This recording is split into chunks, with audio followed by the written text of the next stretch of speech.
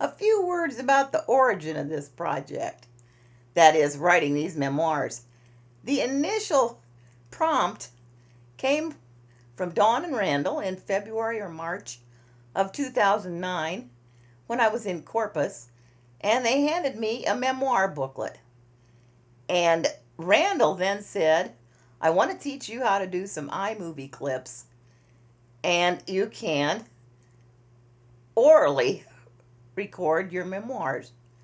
Well, that just didn't sit very well with me, as you can tell from the first few clips, because I'm a 20th century writer. I think when I write. I can't think of the author, but how do I know what I think until I see what I say? It's so true. I am articulate when I write on paper. And so trying to translate to verbal succinctness is very difficult. And I didn't think it would be possible. But there are other earlier origins of the project as I think about it. From about the death of my parents on, I've been depressed at some degree or another because life closes, it seems, more. You lose more than you gain. Lost them, lost a really good life and richness that they represented. Was able to be useful to Dawn when she was in residency, at least felt that way, when I could visit and she was in trouble, and I could care for her home in a way, get repair people, plant the yard, get mowers, make her happy in her environment, buy an awning. That was fun, very, very fun. And I got to see a new part of the country. So I felt I was still living and growing. And then her marriage that broke up, she needed me some. And that felt useful still. And then she found Randall, and that's wonderful. And they're into their lives. And then it's time for me to retire. And I don't feel very creative anymore. And all of this is sort of subconscious. It sort of builds.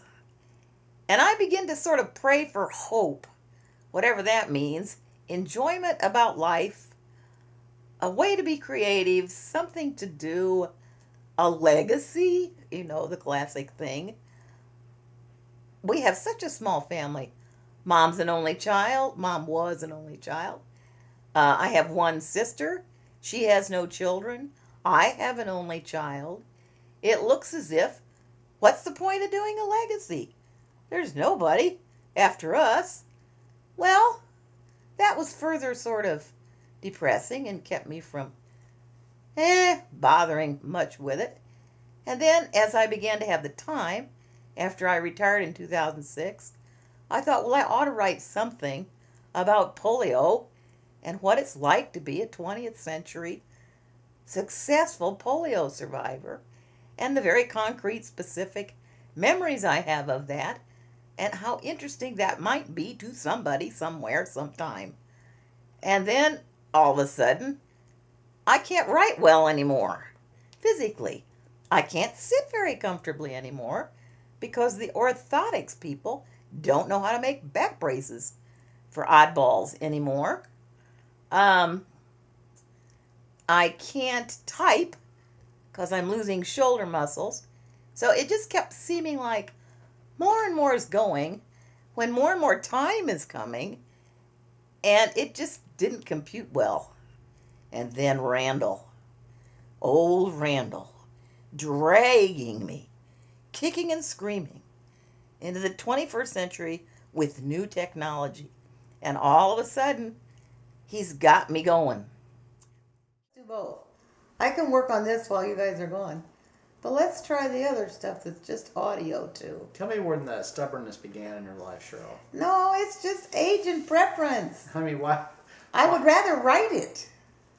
But I don't want to video it. Why not? That was not the next step. The next step is to try audioing it. If And if nobody that wants to is sit around and listen, successful, they'd like to watch you. it's going to be a book. No, it's not going to be a book. Sure, It's going it to could be. a DVD. With Maybe. videos and music and clips. You're and going to have to work photos. hard. That'll be likely to happen. I think it could happen. Here came the hope. Here came the physical way to do this. Here came millions of ideas. I am just having a ball, or starting it. I've got a personal secretary or personal assistant, Debbie Pennington, for at least the summer, maybe some of the fall, maybe some of next fall. We can do this, and it will be interesting, and we can make it useful enough that whether anybody in my family uses it or not, it might be interesting down the road somewhere. So that's kind of the background for the beginning of this. And at the moment, it's early June in 2009, and Debbie and I have just started list making and organizing. So I can't wait. Thank you, God. Her, him, it, if one is. But I do have hope, and I do have energy, and I do have enthusiasm and health and pleasure looking forward ahead for however many years.